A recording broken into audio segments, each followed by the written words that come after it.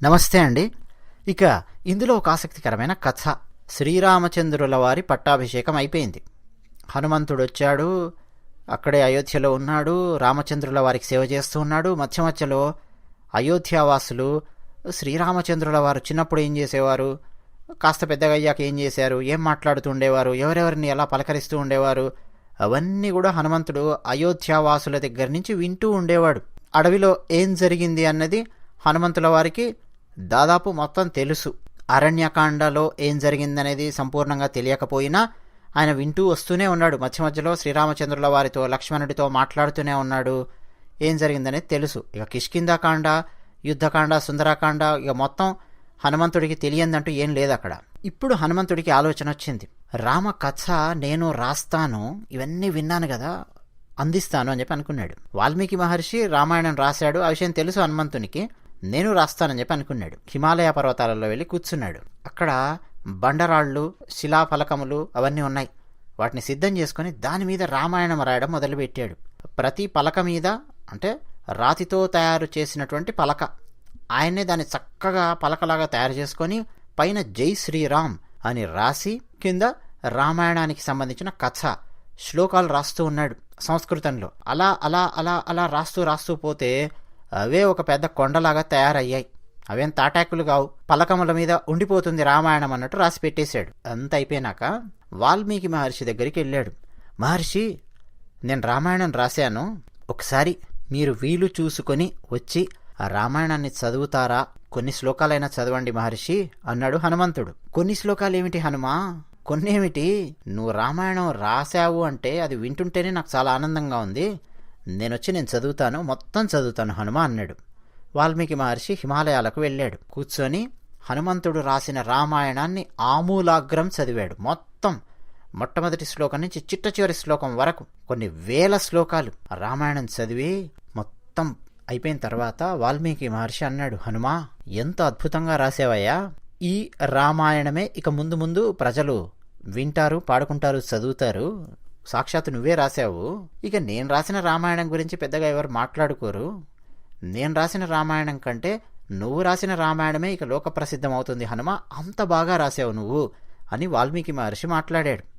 వాల్మీకి మహర్షి చూడండి ఎంత గొప్పవాడు. అదే వేరే వాళ్ళు ఉన్నారనుకోండి, వాల్మీకి మహర్షి కాకుండా ఇంకెవరైనా అదే స్థానంలో ఆ తప్పులు వెతుకుతూ ఇక్కడ ఇదే ఉంది, అక్కడ అదే ఉంది, ఏంటంటో చేస్తుండేవాళ్ళు. వాల్మీకి మహర్షి రామతత్వాన్ని హృదయంలో నిలబెట్టుకున్న మహానుభావుడు. హనుమంతుడిని మెచ్చుకున్నాడు, ఇంకా మెచ్చుకుంటూనే ఉన్నాడు. హనుమంతుడు విని, లేదు లేదు లేదు లేదు, వాల్మీకి మహర్షి రచించిన రామాయణమే లోకంలో ప్రసిద్ధంగా ఉండాలి. మిగతా రామాయణాలు ఎన్నొచ్చినా, ఎవరెవరు ఏమేం రాసినా మొట్టమొదటి స్థానం వాల్మీకి మహర్షి రచించిన రామాయణానికి ఇవ్వాలి.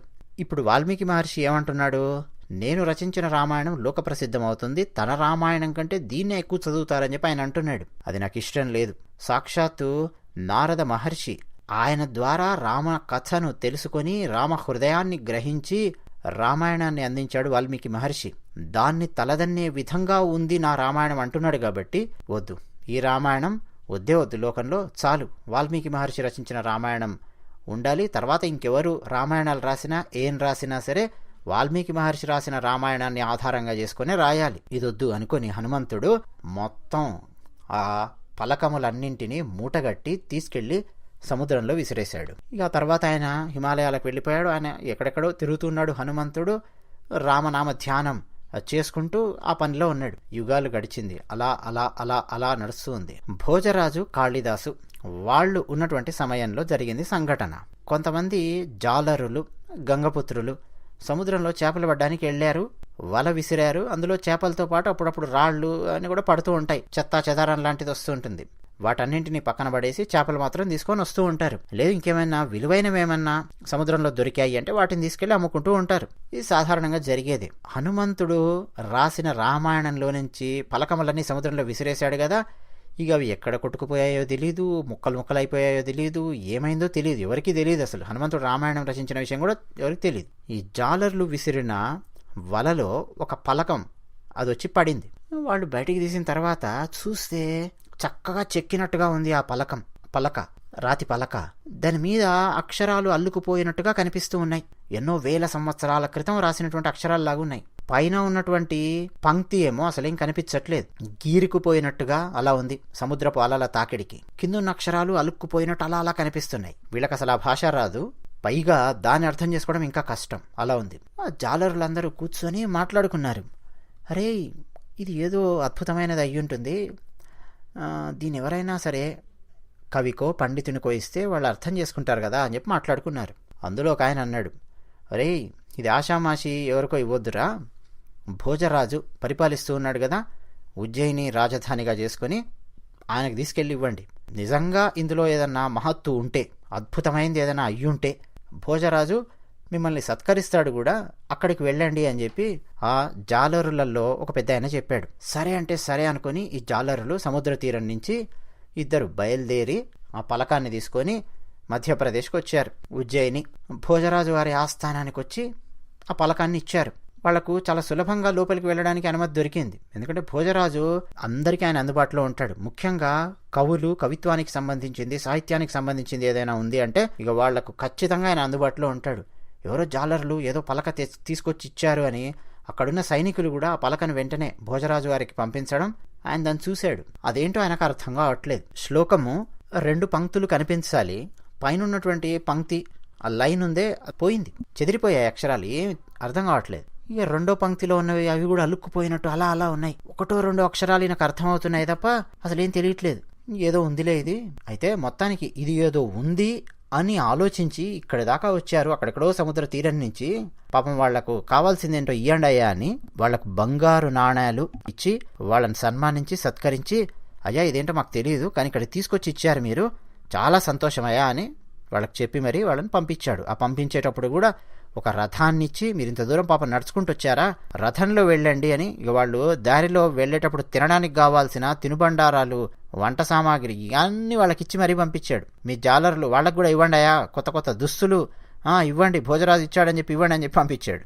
వాళ్ళు ఆనందంగా వెళ్ళిపోయారు. ఇప్పుడు ఆ రాతి పలక దాన్ని పండితుల ముందు పెట్టాడు. కింద మీద పడుతున్నారు పండితులు, అర్థం కావట్లేదు. ఈ అక్షరాలన్నింటినీ ఏమన్నా రసాయనాలు పూసి మరీ చూడాలండి అని చెప్పారు. సరే అయితే పిలిపించండి, రసాయన శాస్త్రవేత్తలు ఉంటారు కదా, పిలిపించండి, పసరు ఏమేమి రాస్తారో రాయండి అని చెప్పాడు. ఇక దాన్ని కెమిస్ట్రీ ల్యాబ్, అప్పట్లో ఉండే కెమిస్ట్రీ ల్యాబ్స్, రసాయన శాస్త్రం మీద పరిశోధనలు చేస్తున్నటువంటి వాళ్ళు ఉంటారు కదా, వాళ్ళు ఆ పలకను తీసుకొని దానికి పసర్లు పూశారు. చాలా జాగ్రత్తగా, ఆర్కియాలజీ డిపార్ట్మెంట్ ఉంటుంది కదా ఇప్పుడు, దాన్ని ఎలా చదవాలో మొత్తానికి ఆ అక్షరాలన్నింటినీ అర్థమయ్యే స్థాయి దాకా తీసుకొచ్చారు వాళ్ళు. ఇప్పుడు 4-5 పండితులు కష్టపడి కూర్చొని ఒక్కొక్క అక్షరం రాశారు. రాస్తే అది ఇలా అయ్యింది. ఐ ఖలు విషమ పురాకృతానాం భవతి జంతుషు కర్మణాం విపాకః. ఇది ఐ ఖలు విషమ పురాకృతానాం భవతి జంతుషు కర్మణాం విపాకః అది కనిపించింది. ఇది ఏమిటి, రెండో లైన్. దాని అర్థం ఏంటంటే, అయ్యయ్యో, పూర్వ జన్మలో చేసిన కర్మల ఫలితం ప్రాణులకు ఈ జన్మలో ఎంత విషమంగా ఉంటుంది, ఇది దాని అర్థం. భోజరాజు దగ్గరికి తీసుకెళ్ళి, రాజా, ఐ ఖలు విషమ పురాకృతానాం భవతి జంతుషు కర్మణాం విపాకః, ఇదండి సంస్కృతంలో రచించినటువంటి శ్లోకం. ఆ శ్లోకంలో మొదటి పంక్తి ఏంటో మాకు అర్థం కావట్లేదు, చూశారు కదా మీరు కూడా, అక్షరాలు మొత్తం పోయాయి, ఇది రెండో పంక్తి అన్నారు. ఇక భోజరాజుకు మనసు ఊరుకుంటుందా, అయా పండితులు, కవులు, మొదటి పంక్తి మీరు పూర్తి చేయండి అయ్యా అని చెప్పి అన్నాడు. అయితే వీళ్ళు ఆ పలక మీద చూస్తే పైన ఆ శ్రీరామ్ ఉంది కదా, రామ అనేది కనిపిస్తుంది పైన. ప్రతి పలక మీద జై శ్రీరాము, రామ రామ శబ్దం రాసి మరీ రాశాడు హనుమంతుడు. ఆ రామ కనిపిస్తుంటే ఇదేదో బహుశా రామాయణానికి సంబంధించింది అయి ఉంటుంది అని చెప్పి అనుకున్నారు. అనుకొని అందులో ఒక కవి భవభూతి, ఆయన పూరించాడు. క్వను కులమ కలంకం ఆయతాక్ష్య కవచ రజనీచర సంగమ అపవాద, పూర్తి చేశాడు ఆయన.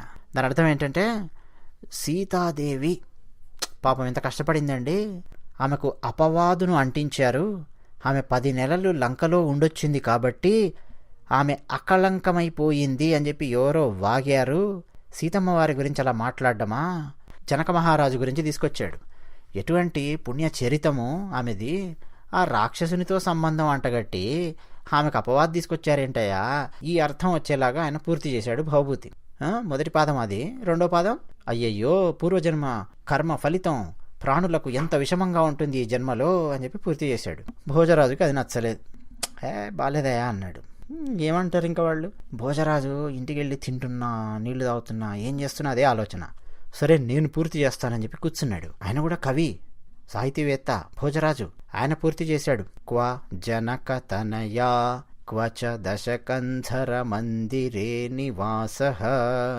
మొదటి పాదం పూర్తి చేశాడు. దీని అర్థం ఏంటంటే, ఎక్కడి జనక మహారాజు కూతురు శ్రీరామచంద్రుని భార్య, ఎక్కడ రావణాసురుడి లంక, ఆయన ఇంట్లో ఈమె ఉండడమేంటి అని పూర్తి చేశాడు. పూర్తి చేసి పూర్వజన్మ కర్మల ఫలితం ఎంత విషమంగా ఉంటుంది అని రాశాడు. ఈయన ఆలోచించి చీచీచి రాశాను కానీ అసలు సరిగ్గా రాసినట్టు లేనే, నేను బాలేదని ఈయనే అనుకున్నాడు. ఇంకేం చేయాలి, ఎవరికి ఇచ్చినా ఏదో రాస్తున్నారు కానీ ఈయనకు సంతృప్తి కలగడం లేదు. అప్పుడు పిలిచాడండి. అయ్యా ఇక మన వల్ల కాదు, కాళిదాసుని పిలివేయండి అన్నాడు. కాళిదాసు వచ్చి కూర్చున్నాడు. ఆ పలకను చూశాడు, పక్కన పెట్టి రామ అన్నది కదా పలక మీద కళ్ళు మూసుకొని రామనామ ధ్యానం చేశాడు. చాలాసేపు రాముడిని ధ్యానం చేసి ఇప్పుడు ఆ శ్లోకం గురించి ఆలోచిస్తుంటే ఒక పాదం, మొట్టమొదటి పాదం వచ్చేసింది.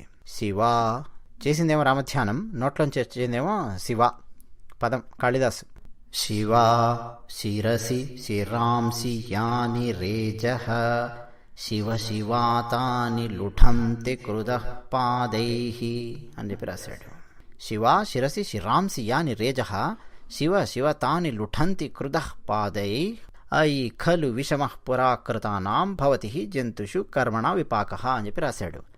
ఏం రాశాడంటే, శివ శివ ఏ తలలైతే ఆ పరమశివుడు నివసించే కైలాస పర్వతాన్ని తల మీద ధరించాయో, 10 తలల మీద ధరించాయో, ఆ తలలు ఈరోజు తెగిపడి యుద్ధభూమిలో గద్దల కాళ్ల చేత దొర్లింపబడుతూ ఉన్నాయి. అయ్యయ్యో, పూర్వజన్మ కర్మ ఫలితం ప్రాణులకు ఎంత దారుణంగా ఉంటుందో చూడండి అని కాళిదాసు పూర్తి చేశాడు. అంటే శ్రీరామచంద్రుడు రావణాసురుడి 10 తలలను తరిగి ఆ యుద్ధంలో కింద పడేలా కొడితే ఆ తలలను రాత్రిపూట గద్దలు వచ్చి అటు ఇటు దొర్లిస్తూ ఉన్నాయి. గద్దలు తింటాయి కదా, మరి ఇక మాంసఖండాన్ని తింటాయి. అది చూసి ఇప్పుడు కాళిదాసు అది గుర్తు తెచ్చుకొని, ఏ 10 తలల మీదైతే ఆ కైలాసనాథుడు నివసించే కైలాస పర్వతాన్ని తల మీద పెట్టుకున్నాడో, ఈరోజు అవే తలలు యుద్ధభూమిలో తెగిపడి గద్దల కాళ్లచే అటు ఇటు దొర్లింపబడుతున్నాయి. పూర్వజన్మ కర్మ ఫలితం ఎంత దారుణంగా ఉంటుంది ప్రాణులకు అని కాళిదాసు పూర్తి చేశాడు. అద్భుతం అద్భుతం అన్నారు అందరూ. ఇక కొంతమంది పండితులేమో ఇదే సరైందని చెప్పి ఎలా అనుకోగలము, ఇంకేదన్నా ఉండొచ్చు కదా అంటారు కదా. అప్పుడు కాళిదాసు హనుమంతుణ్ణి ధ్యానిస్తే హనుమంతుడు అక్కడ ప్రత్యక్షమయ్యాడు. కాళిదాసు పూరించింది సరైనదే, అది నేను రాసినటువంటి రామాయణం, హనుమద్ రామాయణము అందులోనిదే అని హనుమంతుడు చెప్పి కాళిదాసు మహాకవి అనుకుంటూ మాయమైపోయాడు. ఈ కథ అండి చాలా అద్భుతమైన కథ. ఇందులో మనకు సంస్కృతం సాహిత్యం కనిపిస్తోంది. భోజరాజు కాళిదాసుకు సంబంధించిన కథ మనకు కనిపిస్తోంది. హనుమంతుడు రామాయణం రచించాడు అన్న విషయం మనకు తెలుస్తోంది. ఈ కథను అద్భుతంగా గానం చేసేవాళ్ళు కూడా ఉన్నారు. మరి హనుమాన్ చాలీసాపై సంపూర్ణమైన వ్యాఖ్యానం నేను అందివ్వబోతూ ఉన్నాను. ఇలాంటి చాలా ఆసక్తికరమైన కథలు అందులో ఉంటాయి. జ్ఞానం, తత్వం చాలా ఉంటాయి. మనశ్శాంతి ఉంటుంది. చాలా విషయాలు నేను అందులో చెప్పడానికి ప్రయత్నం చేశాను. దయచేసి ఇతిహాసం ఛానల్కు సబ్స్క్రైబ్ అవ్వండి, వెంటనే సబ్స్క్రైబ్ అవ్వండి, ఇతరులకు కూడా చెప్పండి. హనుమాన్ చాలీసాపై సంపూర్ణమైన వ్యాఖ్యానం అందివ్వబోతూ ఉన్నాను. జై శ్రీరామ్, జై హనుమాన్.